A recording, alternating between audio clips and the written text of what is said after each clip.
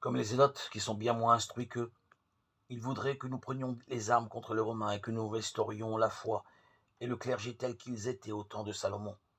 Par mépris pour nous, ils se sont retirés dans le désert. Là, ils recopient les livres à leur façon, et ils en écrivent même des nouveaux, prétendant qu'ils sont très anciens. Simon soupira.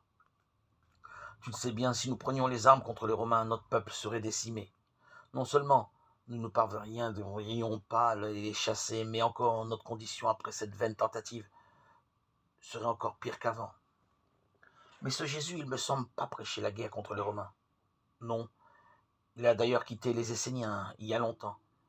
Cet homme est intelligent, je ne le connais pas, je ne sais de lui que les propos qu'on m'en a rapportés, et je ne lui dénierai pas l'acuité de l'esprit, parce que nos voix divergent, mais je ne pense pas qu'il ait étudié les livres qu'il cite volontiers.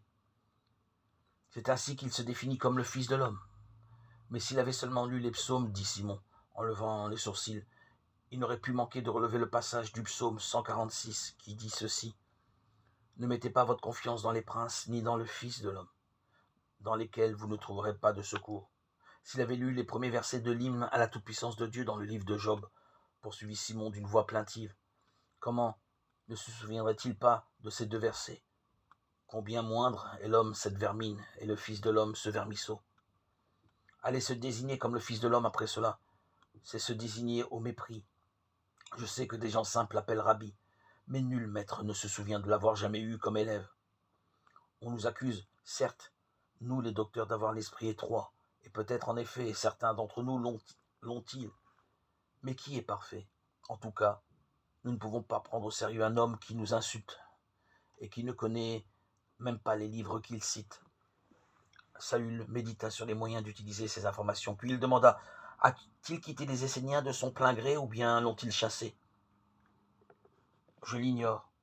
Nous nous interrogeons quand nous en avons le loisir, ce qui n'est pas toujours le cas, sur les raisons pour lesquelles il a reproduit le conseil des 12 qui entourait le maître des Esséniens jadis, celui qu'ils appellent toujours le maître de justice.